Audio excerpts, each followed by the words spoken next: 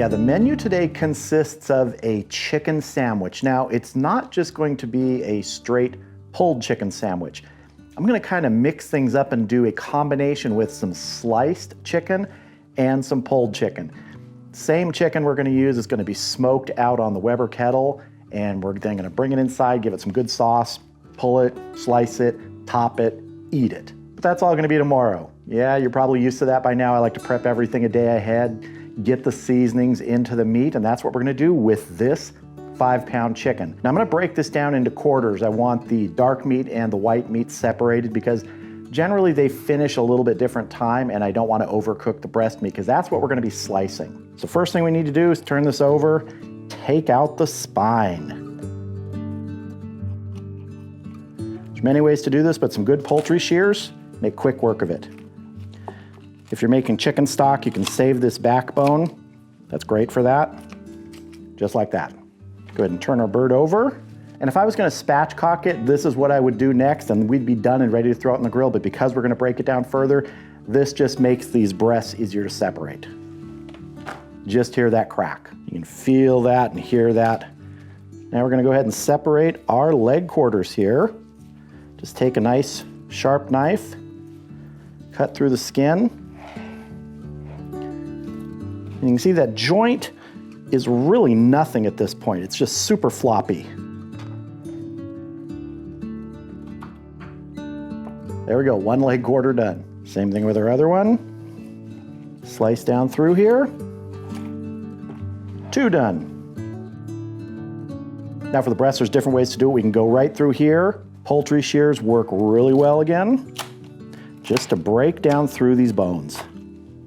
Get through those ribs. Then just take your knife. And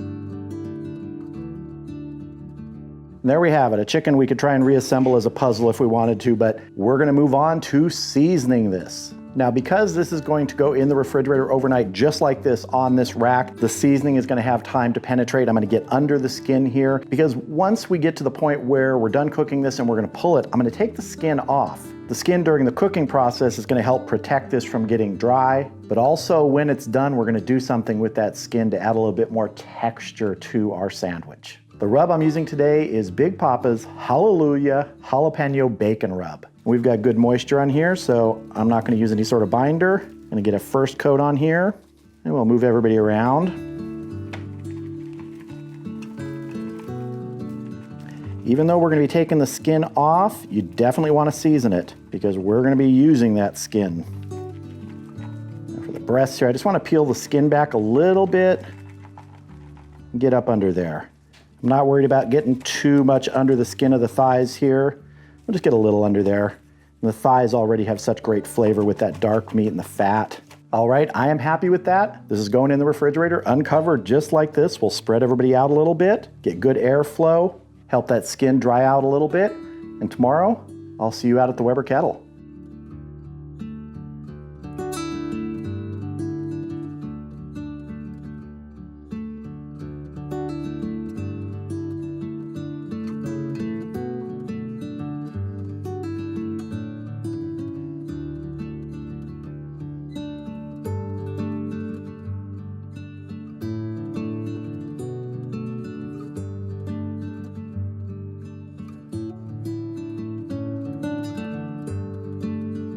All right, the Weber Kettle Performer is up to temp. I'm going for somewhere around 350 to 375 today. And once our chicken is on, I'm gonna put a piece of cherry wood on there for a little bit of smoke today. So let's get this chicken on.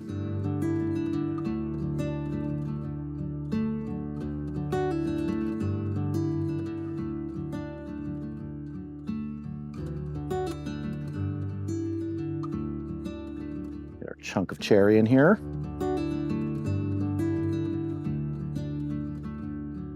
Get an internal temperature probe in here. And I'm just gonna be going into the largest breast here today. I'm just gonna be following the temp on the breast, not on the thighs. The thighs have a lot more leeway there. You can go between 165, 185 sometimes. So as soon as the breasts reach 160, I'll pull those. Then I'll do a spot check on the thighs, see how close we are. So let's get the lid on and get smoking.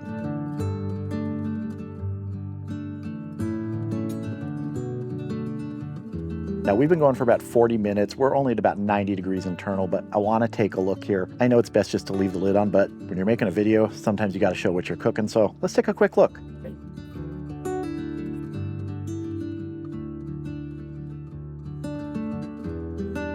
Got great color on these right now. That cherry wood, I find, tends to give a darker sort of color to the chicken skin especially. These are looking fantastic. So we still have 70 degrees to go before these breasts hit that 160 internal, and they'll continue to rise to about that 165 safe temp. So I just want to actually slide this guy back a little bit. He's a little too close there now. Shift everybody around just slightly. So I'm going to close this up now, let this finish.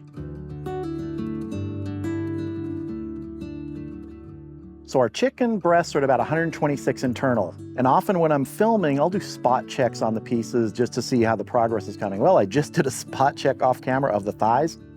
They're done, so let's get them off. They are closer to the heat source here, so that's not too surprising. Sometimes though, you will get heat traveling over the dome of the kettle lid this way and making this part hotter, but you know, sometimes it's different. You gotta roll with what happens, and that's part of the fun of grilling and barbecue, is that you don't always know exactly how long something's gonna take. So I'm gonna let these chicken breasts finish to 160, and I'll see you inside. So the chicken breasts hit 160 degrees internal out on the kettle in about an hour and 15 minutes, which is pretty normal for doing it at about that 350-ish range, 375 maybe. And I think I mentioned that I was gonna do something with the skin before we built this chicken sandwich. And right here I have the leg quarters, and the first thing I wanna do before I take this meat, this dark meat, and pull it for the sandwich is I wanna get the skin off of here, because we're going to put this in the oven at 425 degrees to crisp up some more. That's really gonna dry it out and help crisp it up. I already have the skin from the breast on a tray getting ready for that, so let's get this skin ready. So we're just gonna pull this off here. We'll set our leg quarters aside for a minute. First thing I wanna do is I wanna open this up so it's one big piece, not a place where that leg bone went through. I'm just gonna trim off any of the super end part here that's just sort of very flimsy. Then I'm gonna flip it over and take a spoon and just scrape that big parts of the excess fat off. We don't have to get it all off, but just sort of those bigger chunks. And don't worry if you rip the skin here. See, here's another part that's just too thick and fatty. Get rid of that. Basically, we're making similar to like chicken skin cracklins. Just something to give a little texture to our sandwich when we build it. Just like that. And so here's what I have, just a little tray with these chicken skin pieces on there. Now this is going in the 425 degree oven for maybe 10, 15 minutes, but keep an eye on it. Might not take that long. Might be 10 minutes, might be 20 minutes, but when it gets dried out and as crispy as you want it, it's done. So let's get our leg quarters back here. And I'm just going to pull this meat off of here. That's all we're doing. We're gonna pull it off, shred it up, put it into a bowl. It's still nice and hot. The chicken was resting for about 20 minutes, so it has lost some heat, but you do that to help retain the moisture so those juices can sort of settle in again. And any fat, just take it out of there. If you have a few skin pieces that stick on, nothing wrong with that. It's gonna taste good. Take a little cheater taste.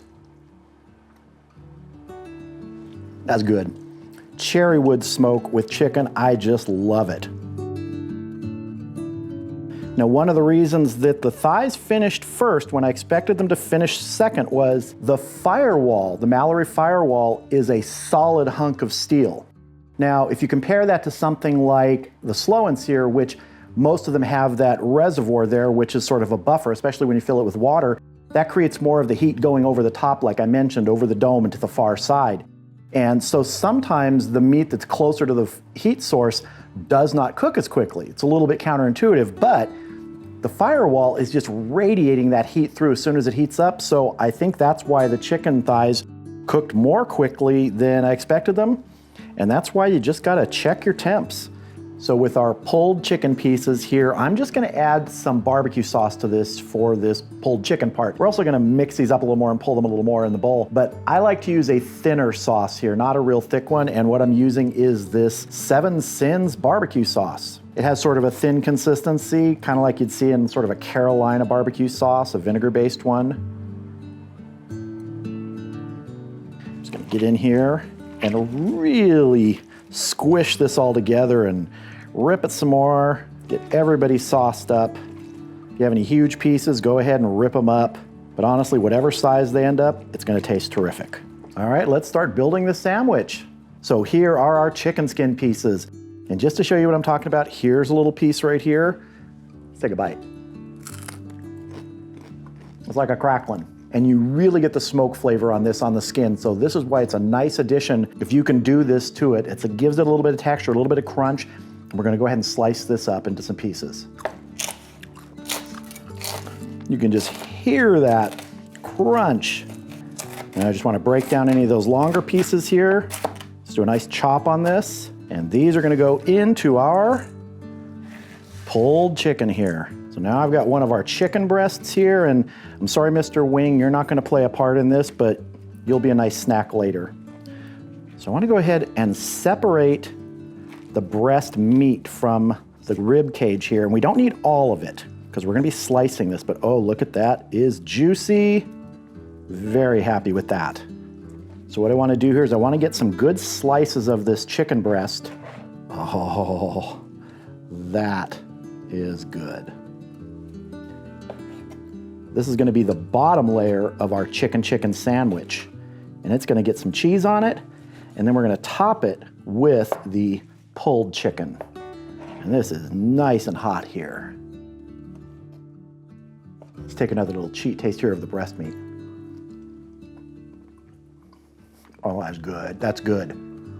All right, we've got all our parts here. Let's build this chicken sandwich. So I've got a brioche bun here, and we're gonna go ahead and start building this sandwich.